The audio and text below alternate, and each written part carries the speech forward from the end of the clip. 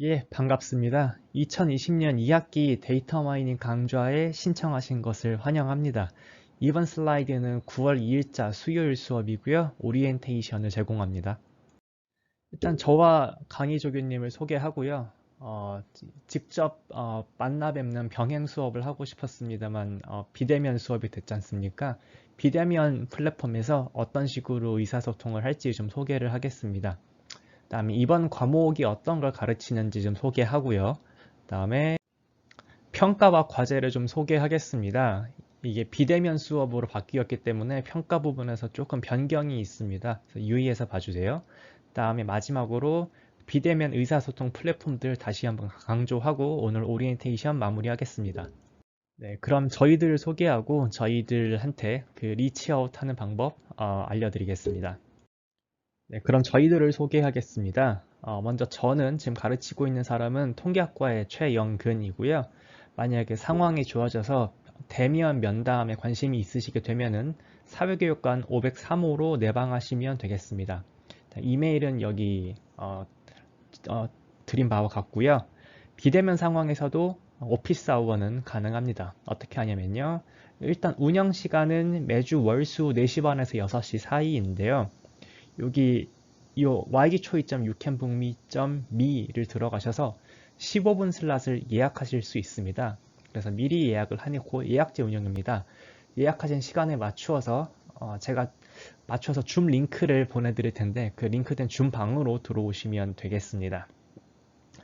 그 다음에 이번 수업은 아시다시피 좀 고학년 수업이고 어렵기 때문에 유능한 강의 조교님을 좀 모셔야 되는데요. 그래서 제가 아주 어렵게 모셨습니다. 네, 통계학과의 노혜림 조교님이고요. 지난 데이터 마이닝 때 A부를 받으신 아주 제가 몰랐던 부분까지 모두 잡아주신 에이스입니다. 그래서 아마 저한테 물어보시는 것보다 노예림 조교한테 물어보시면 더 많은 것들을 얻어가실 수도 있어요. 그래서 똑같이 강의 조교도 오피스 아워를 운영합니다. 월수 3시부터 4시 사이고요. 똑같이 유캔북미에서 미리 예약하시고 줌 방으로 보내드린 링크로 조인하시거나 아니면은 나중에 대면 면담 좀 가능한 환경 되면은 내방하시면 되겠습니다. 다음에 이따가 말씀을 드리는 그 평가 항목에서 주로 이번 과목에서 중요한 거는 과제와 그다음에 중간 기말 있는데요. 중간 기말은 시험이 아니라 대체 과제로 운영할 예정이고요.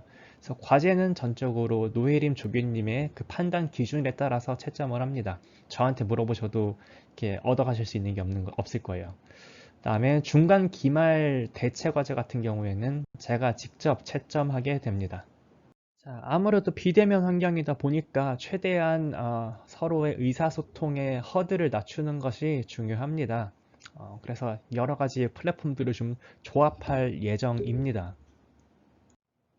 먼저 이메일로는 중요한 공지를 늘 배포합니다. 스노우보드보다 더 그 접근성이 큰 게 전 이메일이라고 생각을 하거든요. 자, 그래서 먼저 무엇이 좀 필요하냐면은 여러분들이 스마트폰 알림을 연동해둔 이메일이 분명 있으실 겁니다. 그 여러분들이 자주 쓰시는 이메일을 스노보드 및 포탈에다가 그 이메일이 등록되어 있는지 한번 다시 확인을 해 보시기 바랍니다. 자, 그 다음에 짧은 커뮤니케이션이나 아니면은 바로바로 떠오르는 질문들 있잖아요. 다 어디로 모을 거냐면은 저희는 단체 카톡방을 운영하지 않습니다. 그 회사에서 주로 사용하는 업무용 메신저인 슬랙이라는 프로그램을 이용할 겁니다. 그래서 슬랙은 이메일 정도로 그 프라이버시를 보장하면서 그렇지만 카톡만큼 편리한 그 메신저 중에 하나입니다. 여러분들이 궁금하신 게 있으실 때 여러 줄의 코드를 입력을 하시거나 아니면은 R 코드면 신텍스 하이라이트 좀 하시고 싶을 테고 아니면은 안 되는 부분을 캡처를 하거나 수식을 이렇게 손으로 써가지고 뭐 스캔하시고 싶으시겠죠? 이런 거 모두 그 대화창에서 지원하는 메신저입니다. 그러면은 질문이 있을 때 어떻게 하시면 되냐? 오피스 아워도 있지만 그 저희가 가장 장려하는 것은 이 슬랙방의 질문 답변 포럼 게시판에 이제 질문을 남겨주시는 것입니다. 좀 명확히 하고 싶은 개념이 있거나 아니면은 이거랑 이거랑 차이가 뭔지 궁금하시거나 아니면은 잠깐만 죄송해요. 프로젝트가 아니고 과제죠, 과제. 과제 도중에 이렇게 막힌 부분이 있어가지고 조금 도움을 얻고 싶으실 때 어디 보자. 네, 여기다가 질문을 남겨주십시오. 자, 그래서 만약에 저나 조교님한테 이메일이나 DM으로 바로 질문이 온다면은 저희는 바로 대답해드리지 않습니다. 민감한 기민실 질문이 아닌 한 여기 질문 답변 포럼 게시판으로 올려달라고 하고요. 그 사려 깊고 건설적으로 리플을 남겨주시는 그 분들을 좀 장려를 하고 싶어가지고 그래서 질문자, 그다음에 답변자 모두 남겨주실 때마다 그 카운트를 셌다가 나중에 가산점으로 보상합니다. 그래서 저희는 정기적으로 질문을 체크하고 답변을 남기겠지만 먼저 학생분들의 자율적인 답변을 먼저 기다릴 예정입니다. 가산점 슬롯이 작지 않습니다. 그리고 이 과목은 절대 평가 50%의 A가 있긴 하지만 절대적 상대평가죠. 그래서 등수에 의해서 학점이 매겨질 수밖에 없는 시스템이기 때문에 가산점에서 포인트를 얻어가신다면 유리하신 점이 있을 거라고 생각합니다. 자, 여기까지 슬랙 설명했고요. 스노보드도 여전히 활용합니다. 근데 스노보드에서는 제가 강의 홈페이지만큼 자주 들르진 않고 그냥 영상을 보관하거나 진도 체크 여러분이 얼마나 듣고 있는지 관리하거나 아니면 과제물을 수거할 때 주로 쓰게 됩니다. 그다음에 줌은 이 비대면 상황에서 오피스 아워를 이용해서 계속 쓰게 될 예정입니다. 자, 그래서 커뮤니케이션 플랫폼 설정은 이따 다음에 다시 좀 얘기를 하겠습니다. 그러면은 이 데이터 마이닝 과목이 뭐 하는 과목인지에 대해서 이제 좀 얘기를 하겠습니다. 여러분들이 많이들 아시고 수강 신청은 했다고 생각합니다. 이 과목은 전적으로 머신러닝, 기계학습의 가장 기초를 가르치는 과목입니다. 자, 그러면은 기계학습은 뭐고 데이터 마이닝은 뭘까요? 둘의 관계는 어떻게 됩니까? 먼저 이 얘기부터 좀 해야겠습니다. 어떤 거를 우리가 데이터 마이닝이라고 부르는지 한번 봐보죠. 크게 데이터 마이닝은 뒤에 말씀드리지만 기계학습은 방법론에 가깝고요. 데이터 마이닝은 내가 기계학습을 이용해서 달성하고자 하는 과제를 보통 지칭합니다. 데이터 마이닝의 5문제가 보통 있다고 불려요. 뒤에 슬라이드에 있으니까 굳이 필기 안 하셔도 됩니다. 분류, 회귀, 그 다음에 이상 탐지, 추천, 군집화 이렇게 5가지의 카테고리가 주로 데이터 마이닝 문제라고 불립니다. 이 슬라이드는 그 중에 첫 번째 2개인 그 분류와 회귀 예제를 설명하기 위해서 캡처를 갖고 왔고요. 이 캡처의 목적은 이 분류와 회귀 문제가 상당히 상업적인 레벨까지 왔다까지, 그리고 특히 우리가 인공지능 AI라고 부르는 게 주로 분류와 회귀 문제를 지칭하고 있다. 이거를 좀 말씀을 드리려고 갖고 왔습니다.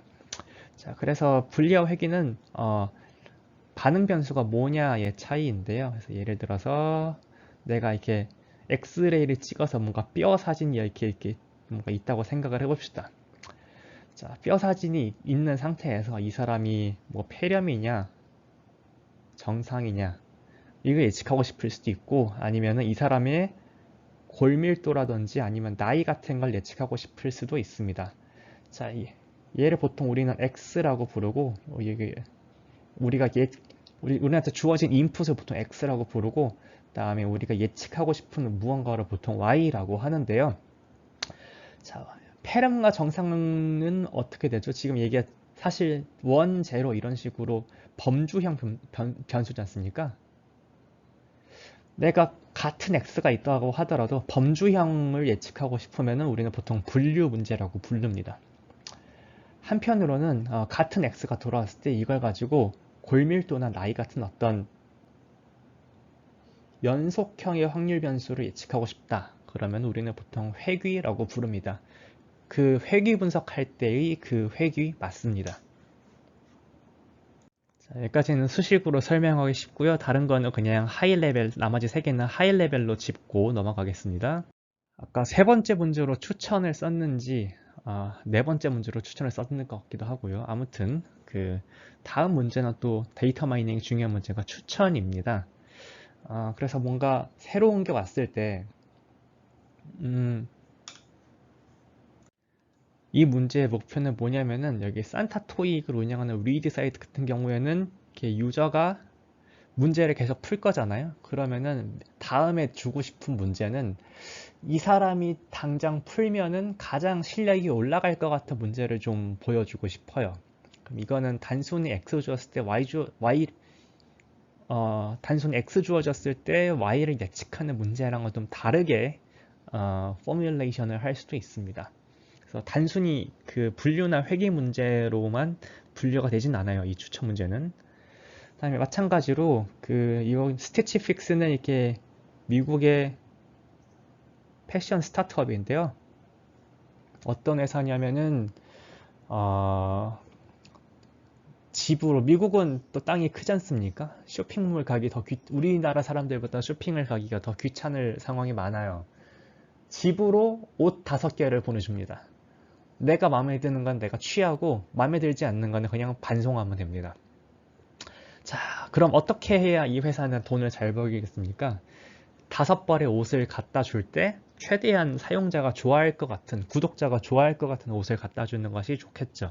여기서도 스티치픽스라는 회사도 이전의 구매 기록을 바탕으로 이 사람이 좋아할 만한 옷을 고르는 게 일입니다. 역시나 X가 주어졌을 때 Y를 그냥 단순히 예측하는 문제로도 풀 수 있는 방식도 있지만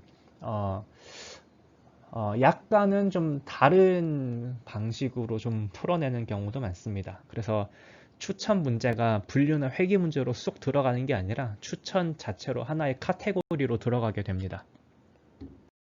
네, 그 다음에 군집화는 어디서 많이 들어보셨을 것 같습니다. 그래서 이거는 이렇게 아까 뼈로 뭐 골밀도나 아니면은 폐렴 이런 걸 예측하는 문제가 있다고 했을 때 그거 예제를 좀 갖고 와 보면요.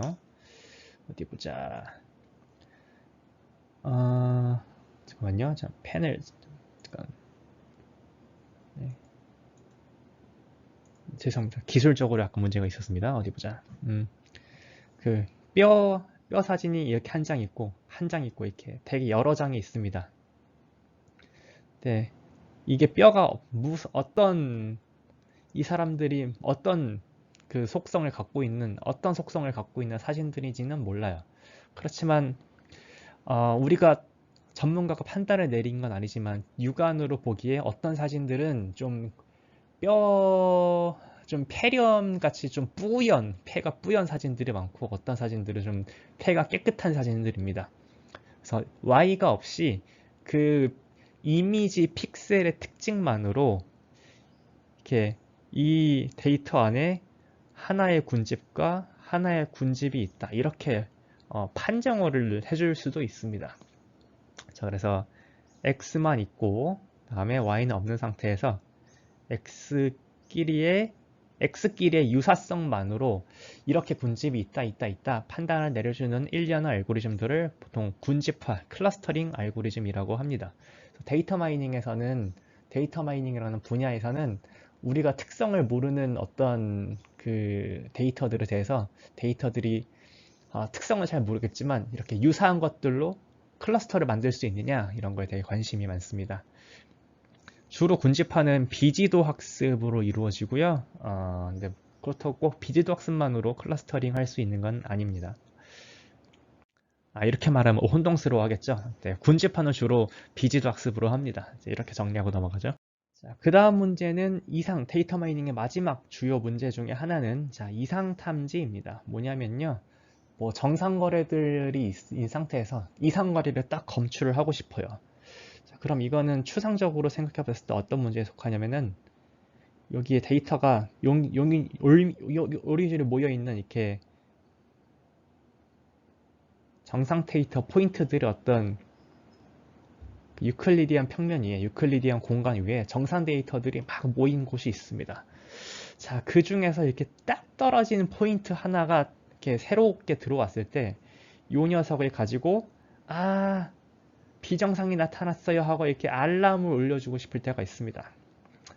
상당히 중요한 문제 같죠? 뭐 공장에서는 정상을 보고 있다가 갑자기 불량품이 나타났어. 알려주고 싶을 니즈가 크고, 그다음에 그 IT 서비스를 제공하는 쪽에서는 특히 금융이나 아니면 보험 쪽에서는 좀 사기 거래를 바로 검출해내는 게 중요하고, 뭐 더 나아가서 뭐 의료 보건 쪽에서는 조금 상태가 안 좋은 사람을 빨리 검출하는 것이 중요하겠죠.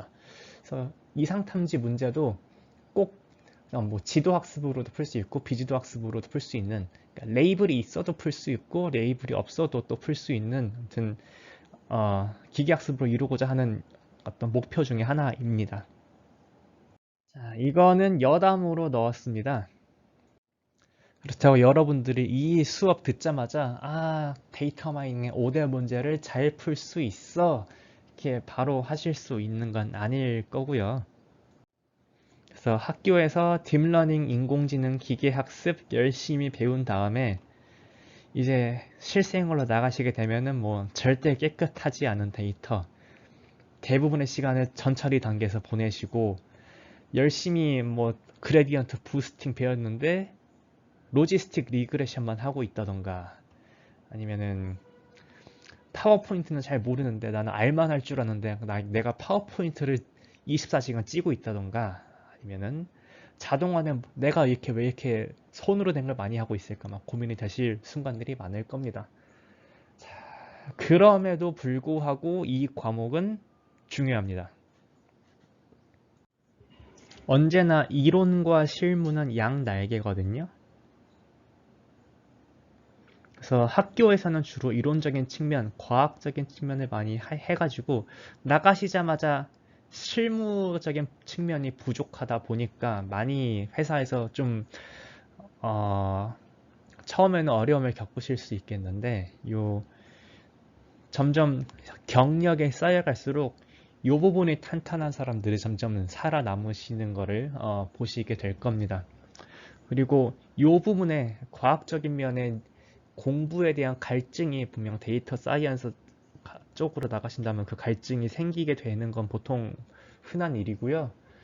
근데 졸업하시고 나서 생각보다 공부할 시간이 정말 부족합니다.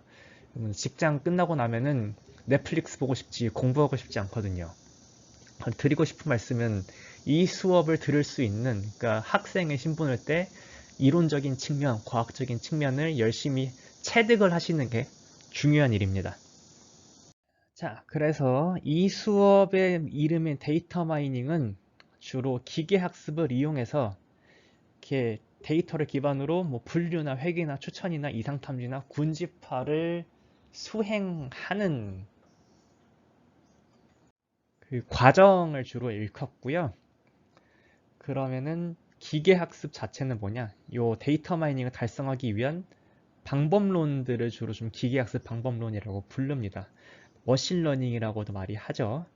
자, 그래서 기계학습에는 크게 데이터 마이닝을 이렇게 실현하기 위한 그 기계학습 방법론에는 크게 세 가지의 줄기가 있다고 일컬어집니다.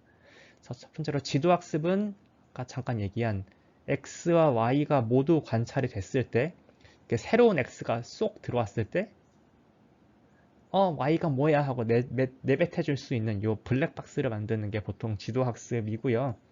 그래서 많이 들어보셨을 수도 있겠습니다. 로지스틱 회귀, 의사결정 나무, 그다음에 신경망, 딥 뉴럴 네트워크, 그다음에 서포트 벡터 머신 모두 지도학습의 일종에 속합니다. 자, 그 다음에 비지도학습은 Y가 없습니다. 그냥 X만 있는 데이터 셋들이 이렇게 주어졌을 때 X만의 특성으로 뭔가를 좀 하는 겁니다. 그래서 뭐 주성분 분석이나 행렬 분해나 연관 규칙 분석이나 군집 분석 모두 그 비지도 학습의 카테고리에 해당합니다. 그다음에 강화 학습 같은 경우에는 뭔가 X, A, Y로 주로 이렇게 데이터셋이 서술이 되는데요.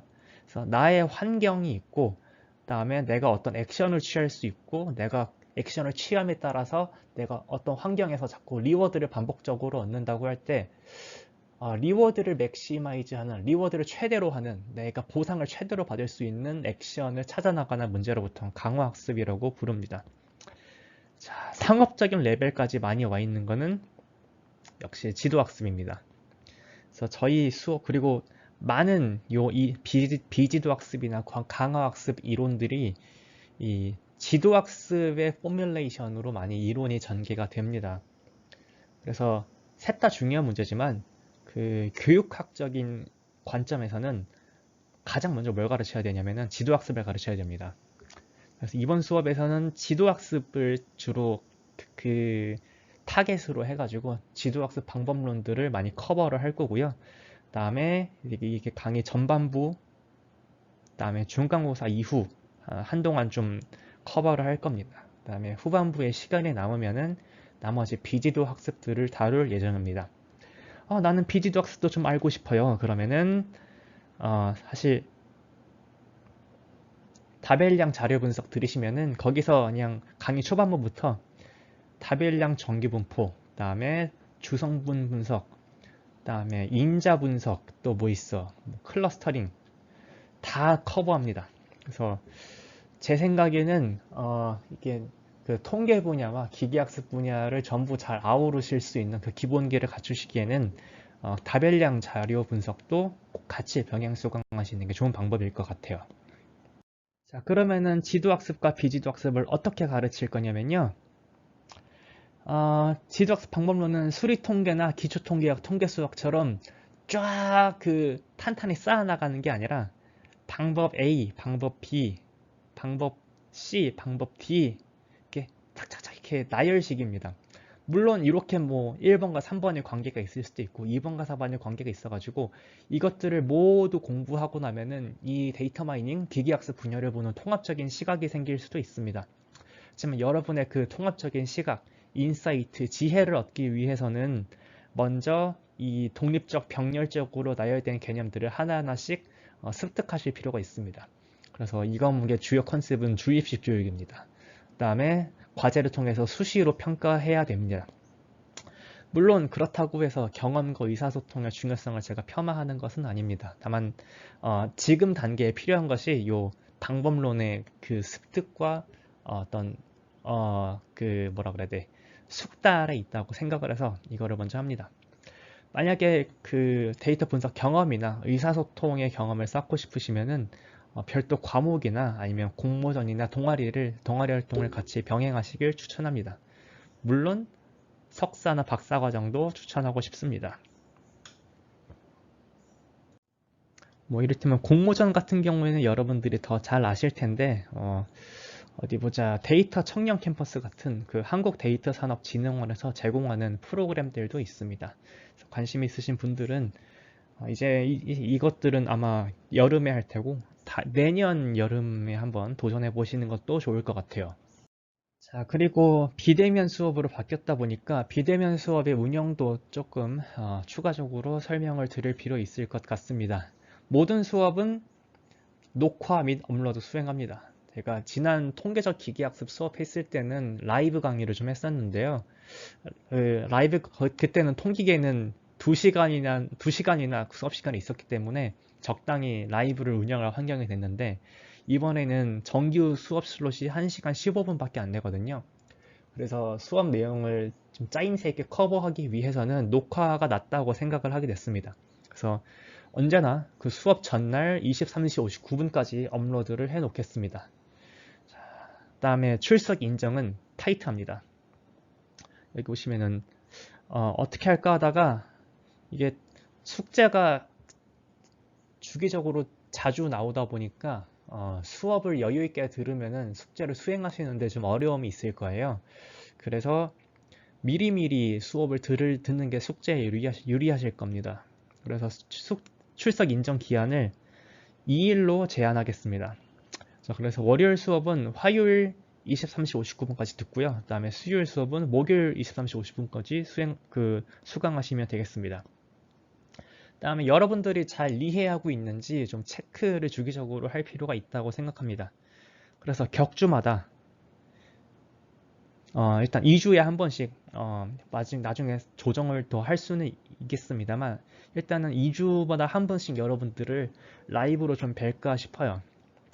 자, 그래서 일단 다음 주 수요일 이 실시간 수업 슬롯에, 정규 수업 시간 슬롯에 제가 줌 방을 열어주시니까 그때 들어오시면 되고 출석을 부르도록 하겠습니다.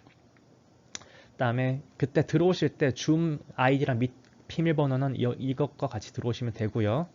그다음에 본인의 이름 적어서 들어오시기 바랍니다. 자, 그래서 주로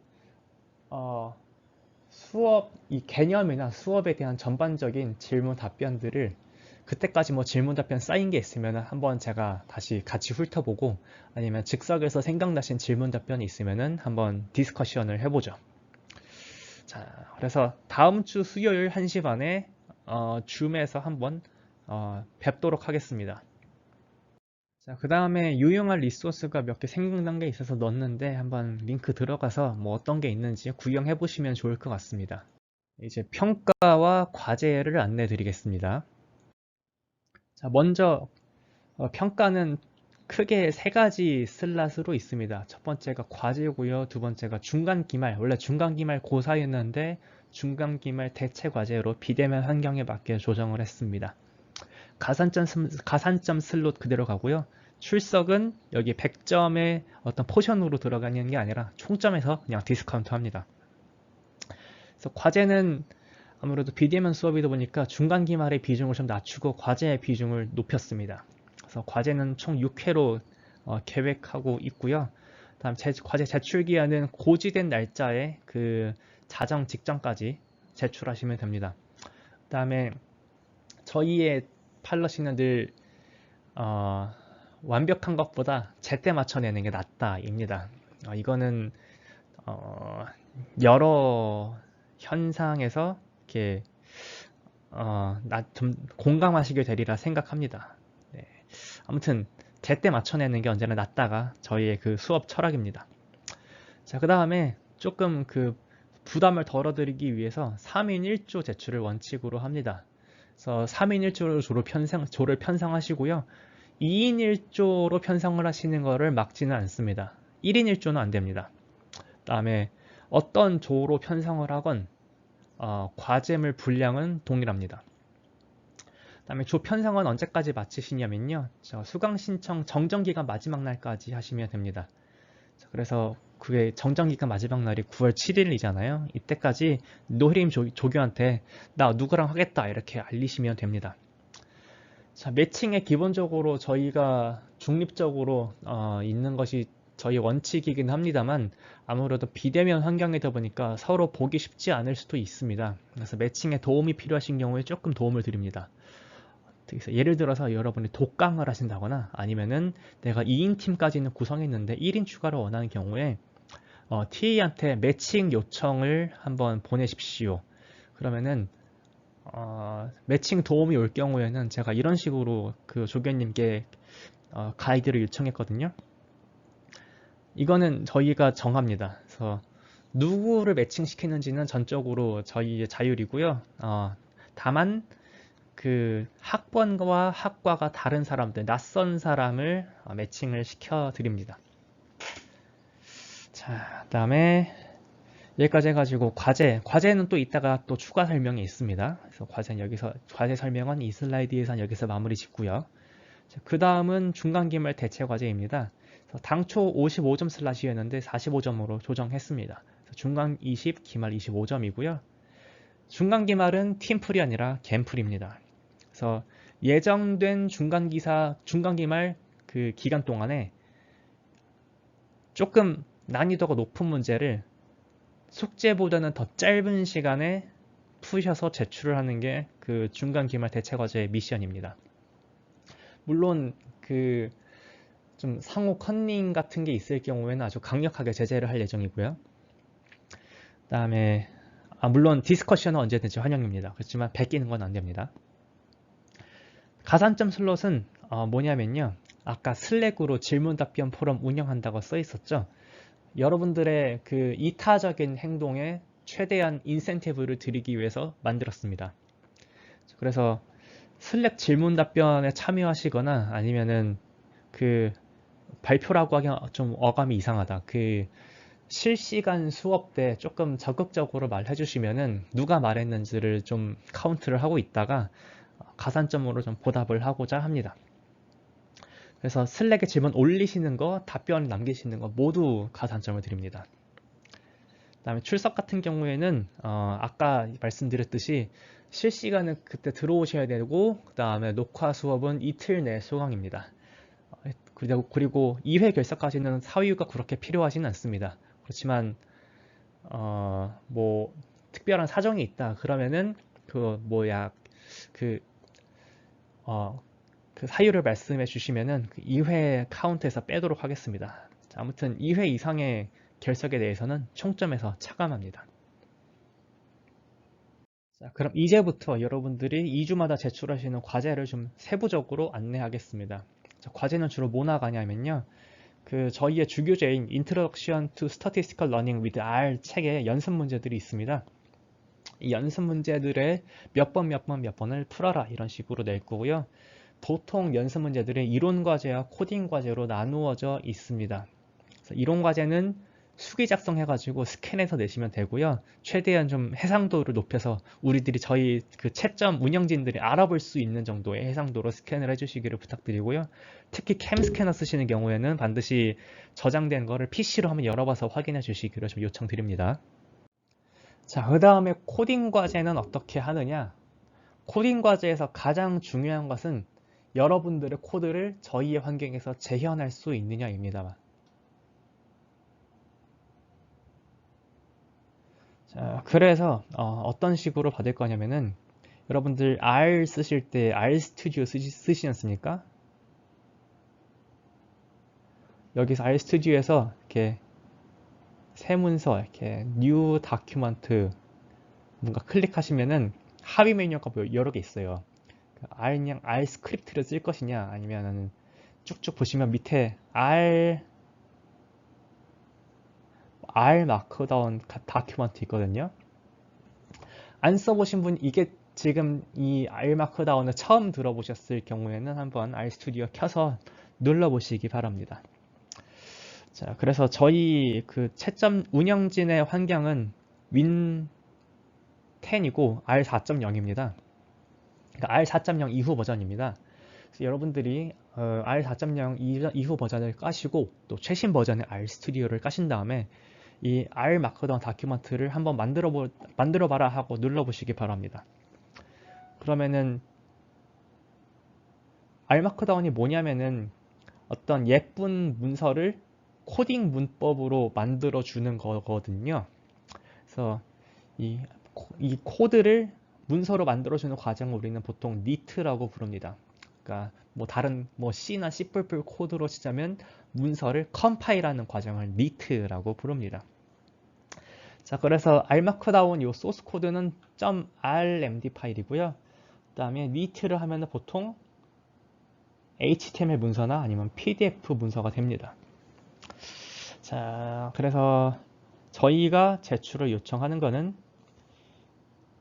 코딩 과제는 R 마크다운 소스 파일과 PDF 그 소스 파일 PDF로 죄송합니다.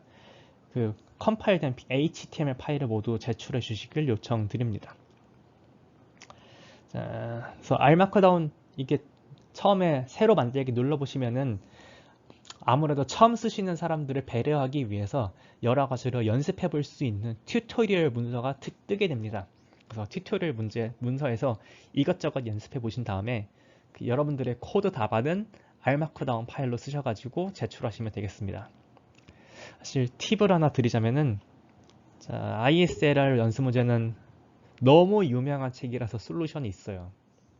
그래서 ISLR 책 솔루션 검색하시면은 코딩 문제에 대해서 이미 R 마크다운 그 형태로 솔루션이 만들어져 있습니다. 그거 한번 컴파일 해보시면은 제출하라는 게 이런 식으로 제출하라는 뜻이구나 하고 아마 감이 오실 것 같습니다.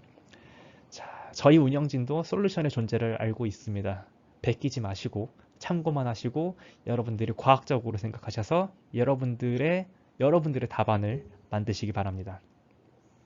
자, 아무튼 그래서 코딩 과제에 관련된 그 여러 가지 프로토콜들을 좀 소개하겠습니다. 그래서 제출하실 때는 소스 파일과 컴파일된 문서를 모두 내시고요. 그다음에 중요합니다.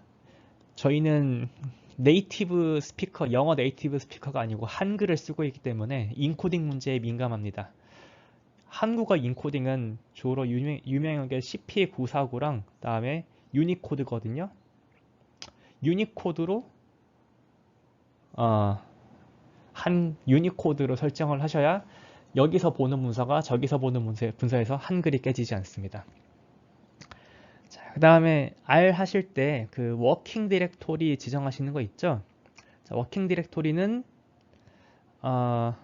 맨 처음에 뭐 어떻게든 지정하셔도 뭐 조교가 알아서 고쳐주실 것 같습니다만 중요한 거는 워킹 디렉토리 지정하고 나서 그 만약에 데이터가 필요하시면은 워킹 디렉토리에 데이터 폴더 밑에다가 데이터를 만들어 두시기 바랍니다. 자, 그 다음에 이것도 중요합니다. 여러분들이 실무 때는 다른 라이브러리를 쓰실 수 있겠지만 지금은 방법론을 익히고 있는 단계이기 때문에 라이브러리의 사용법을 익히고 있는 게 아니지 않습니까? 자, 그래서 코드 다른 수업 시간에 명시하지 않는 다른 라이브러리는 사용하실 수 없습니다. 감점사 요구입니다. 그다음에 사용률 라이브러리는 그 R 마크다운 파일에 코드 청크가 여러 개 있는데 맨 처음에 코드 청크에 게재를 하시기 바랍니다. 자, 여러분들이 불완전한 코딩 과제를 제출하실 수 있습니다. 자, 그러면은 그 해당 코드는 주석 처리하시고요. 그다음에 에러 메시지 발생 기록을 하신 다음에 제출하시면 되겠습니다. 그래서 저희가 보는 거는 컴파일 성공 여부입니다. 컴파일 성공했다는 거는 여러분들의 소스 코드가 다른 사람의 컴퓨터에서 재현에 성공했다는 거거든요. 그래서 여러분들이 나중에 사회에 가셨을 때도 나의 코드가 다른 사람의 컴퓨터에서 잘 돌아간다는 걸 보장하는 것은 매우 중요합니다. 그래서 그거를 연습한다고 생각하시고 여러분들이 만드신 그 코딩 과제가 내 컴퓨터에서 뿐만이 아니라 내 팀의 다른 팀원의 컴퓨터에서도 잘 돌아가는지 체크하신 다음에 내시기 바랍니다. 그래서 한 과제당 코딩 과제는 내가 만약에 코딩 문제를 3개 냈다. 그러면은 코딩 그 파일을 3개를 제출하시는 게 아니라 3개의 코딩 과제를 한 파일로 묶어서 제출하시기 바랍니다. 여러 파일로 분리해서 제출하시지 마십시오. 자, 여기까지 해서 코딩 과제의 가이드라인을 좀 썼습니다.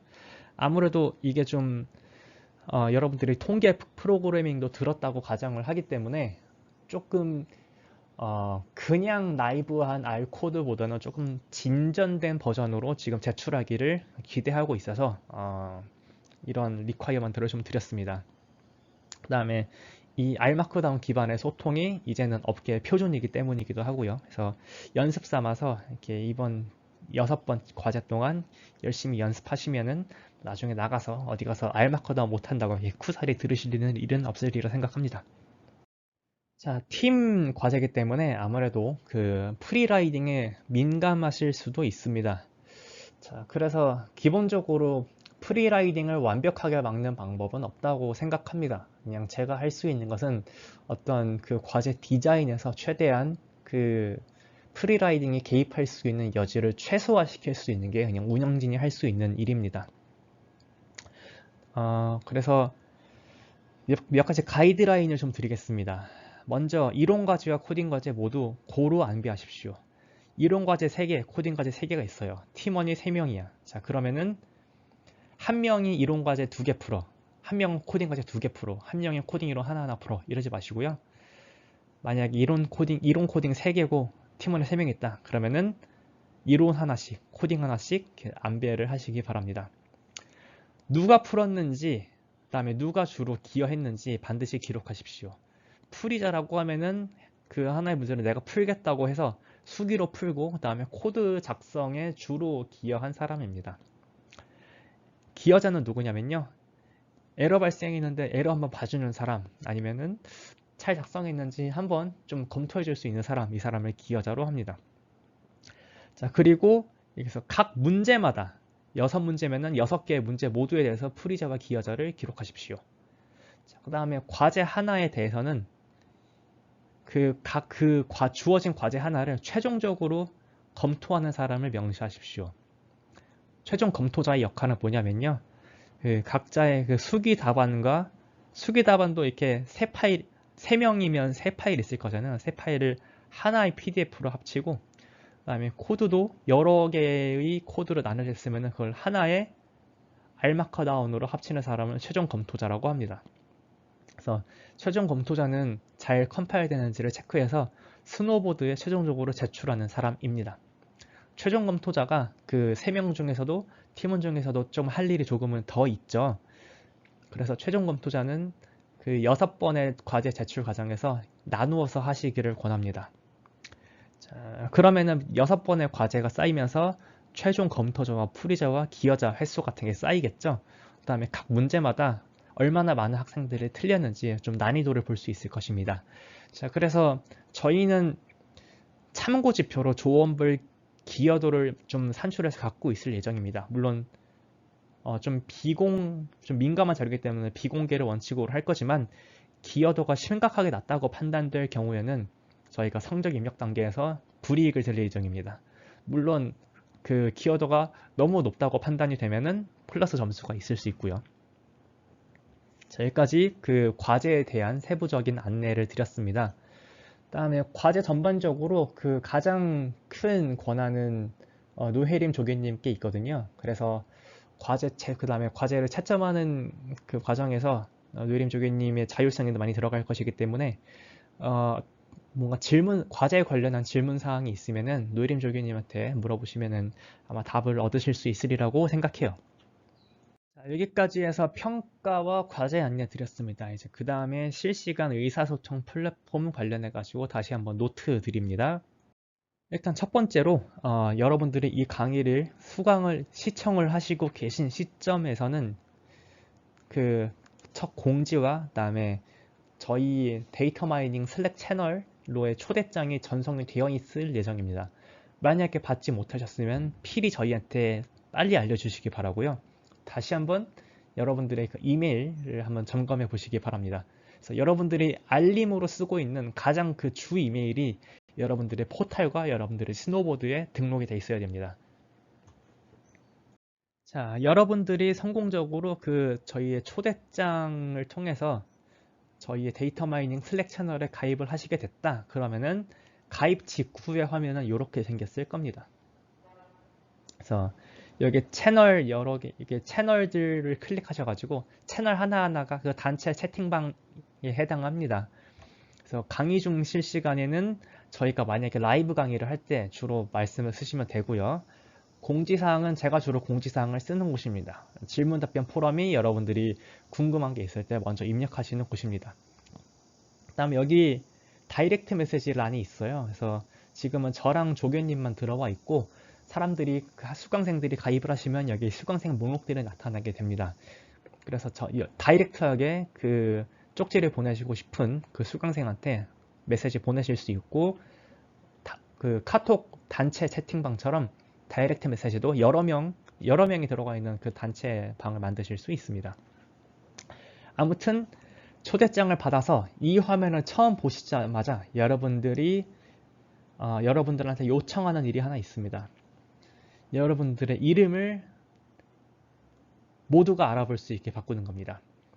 자, 그래서 요 슬랙 화면에서 여기 내 아이콘 보이시죠? 나에 해당하는 요거를 클릭을 하시면은 아래와 같은 팝업 메뉴가 뜨게 됩니다.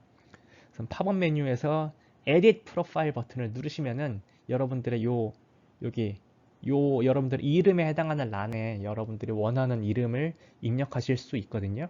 그래서 여러분들이 주로 인터넷에서 쓰는 아이디, 뭐 부캐 이름 이런 거 입력하지 마시고 여러분들의 실명과 소속과 학번을 이름, 전공, 학번 형식에 맞추어서 입력을 해주시기 바랍니다.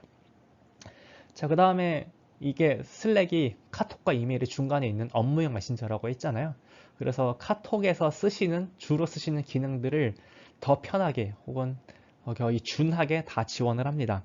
그래서 이 슬랙 들어와 보셨으면은 이거 나한테 카톡 보내기처럼 나 본인한테 이렇게 아무도 볼 수 없지만 내가 나한테 메시지를 보낼 수 있거든요. 그래서 이런 사항들을 한번 체크를 해 보시기 바랍니다. 첫 번째로 여러 줄을 입력 후 메시지를 전송할 수 있습니다. 카톡에서도 많이 쓰시죠? Shift 엔터 이용하셔가지고 여러 줄 입력하신 다음에 엔터 치면 전송됩니다. 그 다음에 여기 올라온 글 하나에 대해서 스레드 이렇게 파가지고 답글을 달 수 있고요. 그 다음에 이 하나의 글에 대해서 이모티콘으로 이렇게 리액션을 달 수 있습니다. 다 이 메시지에 대해서 오른쪽 마우스 버튼 누르시면은 다 이렇게 원하시는, 그러니까 선택하실 수 있는 옵션입니다.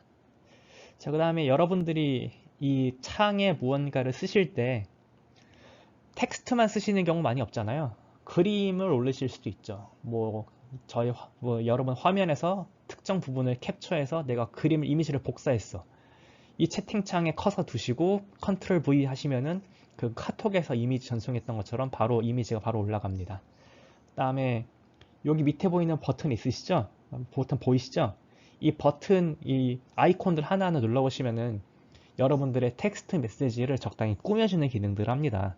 그래서 뭐 이렇게 굵게 아니면 이탈릭 다 지원하고요. 그다음에 코드 포매팅 지원합니다. 한번 체크해 보시길 바랍니다. 자, 그래서 권장사항은 지금 이 환경이 PC에서는 그러니까 외부로도 되는데